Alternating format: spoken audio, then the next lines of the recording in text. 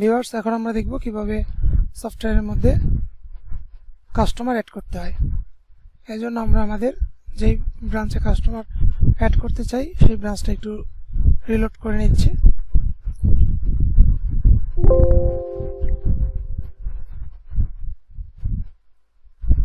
তো customer add করার জন্য আমরা এই কাস্টমার থেকে অ্যাড নিউ কাস্টমারে যাব। এখানে আসার পরে দেখেন অনেক তথ্য চাচ্ছে।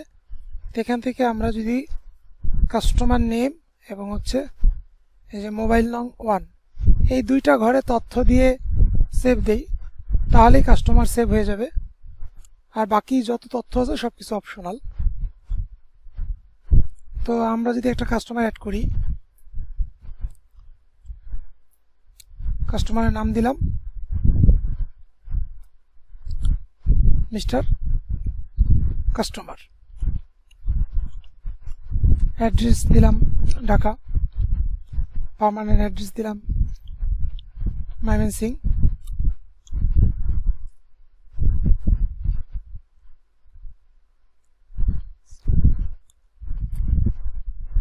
ইমেল দিতে পারেন, ফোন নাম্বার দিয়ে দিলাম 017,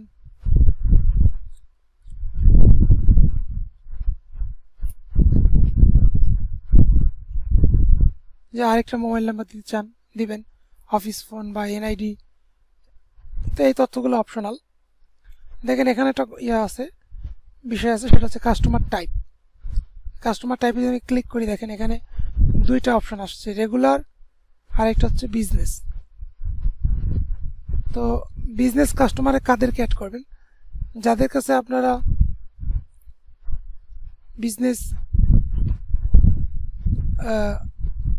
লেনদেন করেন, ব্যবসায়িক লেনদেন করেন, বা যে আপনার থেকে পাইকারিতে মাল নেয় বা স্পেশাল প্রাইসে মাল নেয়, তাদেরকে বিজনেস কাস্টমার রাখবেন। তাহলে তাদের কাছে আলাদা প্রাইস শো করবে যখন প্রোডাক্ট সেল করবেন। আমরা যখন এই প্রোডাক্টে অ্যাড করি তখন এই যে দেখেন একটা স্পেশাল প্রাইস দেই, এখানে যেই প্রাইসটা দেব আপনার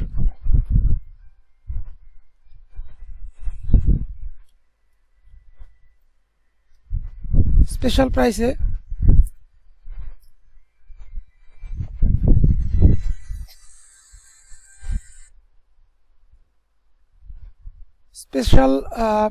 সেই বিজনেস কাস্টমারের কাছে সেই প্রাইসটাই শো করবে, আর রেগুলার দিয়ে দিলে রেগুলার প্রাইসটা শো করবে।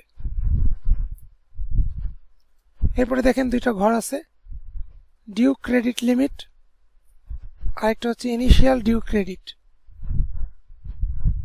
ডিউ ক্রেডিট লিমিটটা হচ্ছে আপনি একটা কাস্টমারকে যদি তার বকেয়ার পরিমাণ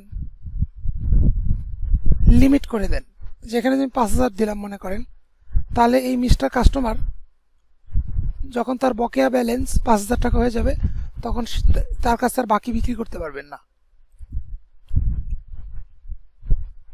তো এরকম যখনই তার লিমিট সে ক্রস করবে তখনই তার কাছে বাকি বেচা যাবে না। সফটওয়্যার বাকি বিক্রি করতে গেলে ওয়ার্নিং দেবে। আর এটা যদি জিরো রাখেন বা ফাঁকা রাখেন তখন কোনো লিমিট থাকবে না। আর ইনিশিয়াল ডিউ ক্রেডিট, এই ঘরটা হচ্ছে এই মুহূর্তের বকেয়া। এই যে এই অ্যাকাউন্টটা তৈরি করার সময় কাস্টমারের, তখন এই কাস্টমারের কাছে আপনার আগের বকেয়া থাকতে পারে, এই সফটওয়্যারে এন্ট্রি দেওয়ার এই মুহূর্তে তার কাছে বকেয়া থাকতে পারে।